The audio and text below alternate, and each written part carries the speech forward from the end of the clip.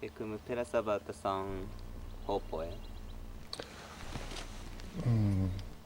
When I wrote Hōpoe, or the inspiration of Hōpoe, was hearing the legend, the story of Hōpoe, of how when Hi'iaka made a journey to the island of Kauai for her sister, Pele, she asked Pele to take care of Hōpoe. And for some reason, while Hi'iaka was away, as the legend goes, Pele became angry. She destroyed the lehua groves of Puna, and then she kind of set her anger on Hōpoe and chased her down to the ocean, and there Pele turned her into stone. But Hōpoe kind of serves as an inspiration for people of the Hula. There is a line in the chant, No Luna I ka halekai ka ma'alewa, that says, Hōpoe ka lehua ki e lunala. Hōpoe is that lehua blossom that is held up high and in great esteem, being regal and royal. And for me, because Hōpoe is one of the Hula goddesses, Hōpoe and Ha'ena, who shared their hula with, of course, the goddess Hi'iaka, that means a lot. Her story, her life, her death,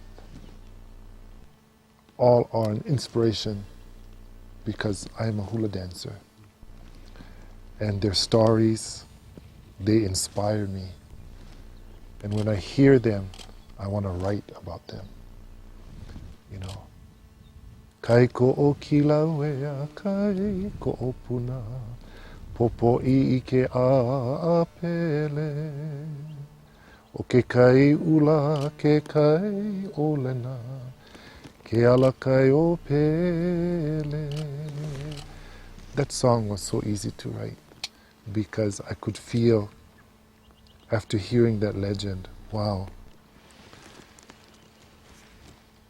I could sense her sadness, her fear. I could sense she realizing her life coming to its end. Ha'u ha'u ue. Crying. The reality is Pele overwhelmed her with molten lava and turned her to stone. So, to some people that may be very sad, and of course it's sad, but for us today, it drives us, it motivates us, yeah. Because every time we see a beautiful lehua blossom, a beautiful tree filled with lehua blossoms, they say that that is Hōpoe. And Hōpoe is to be full or well-rounded. And that is like the what every hula dancer should want to be.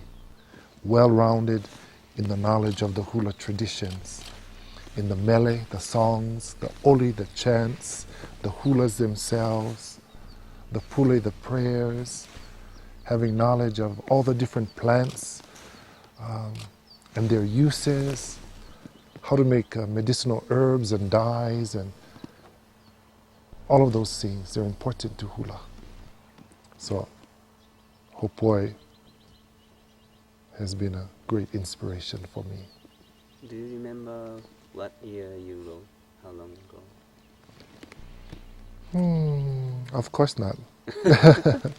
I just write, and I never really ever, more people tend to write the dates down. I don't write the dates down. I'm gonna have to go and check when I wrote that song, but it was a while ago. I know. It was the first year that they had the World Hula Competition. Oh. And Pi'ilani Smith was going to enter. Pi'ilani, her mom, Auntie Alicia, and Loea Gardner, her aunt, they wanted me to write a special song for Pi'ilani to enter that competition. And so, Pi'ilani is a beautiful hula dancer. And I thought to myself, I want to write something special. And so,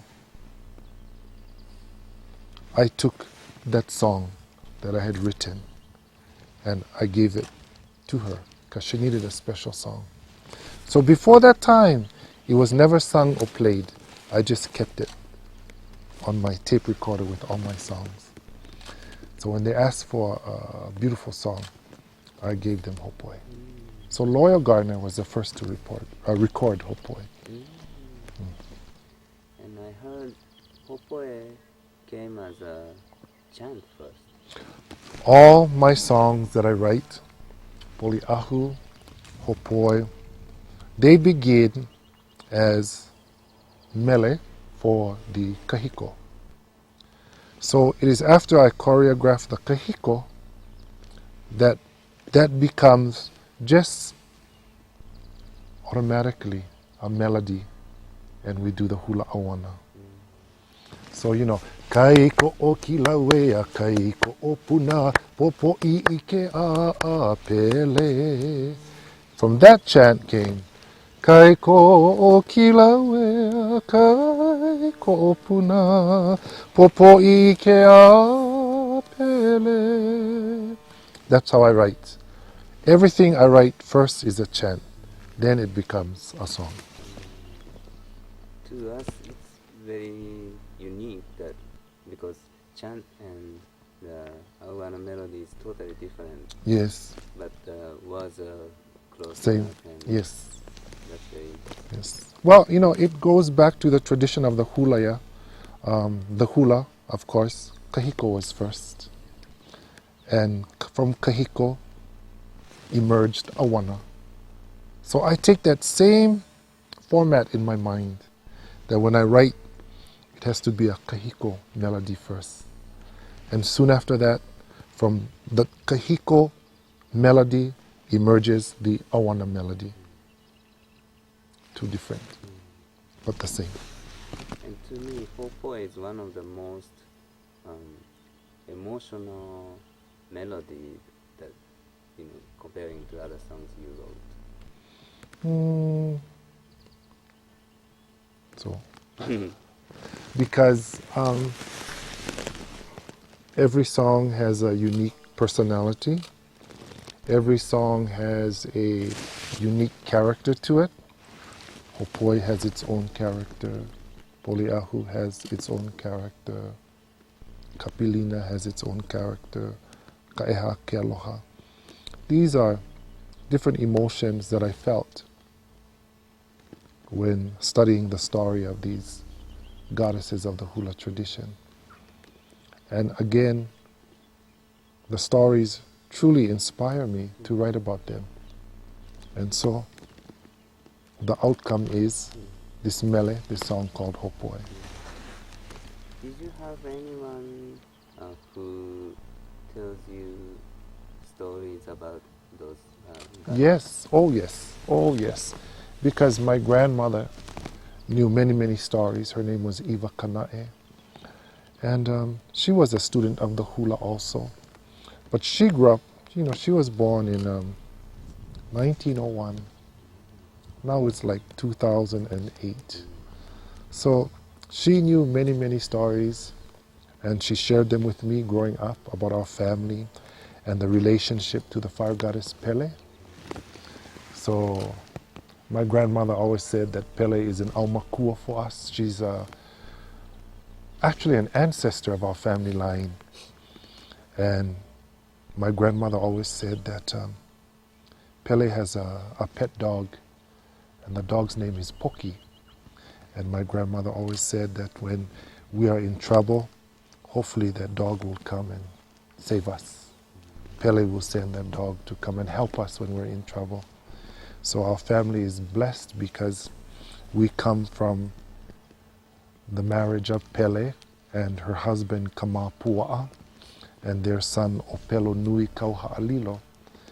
And there are many descendants of the fire people. We are so fortunate to be born into this world to have the same flesh and blood as what people call the goddess Pele. We call her Aumakua, or ancestor. In the words of Hōpoe, do you have some kauna behind it?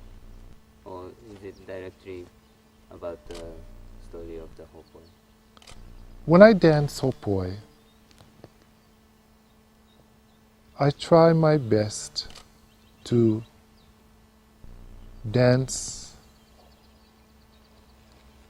without the deep emotion, only because in the poetry there's kauna, hidden messages. So in the dance, we have to dance to the kauna. Because I wrote it, I know the kauna of this mele. So of course there's hidden messages. So many people dance to the literal translation of the song. They feel the deep crying, but that's not what I dance to. I dance to the opposite emotion, which is the happiness, because she's reborn as a goddess. That is so beautiful feeling.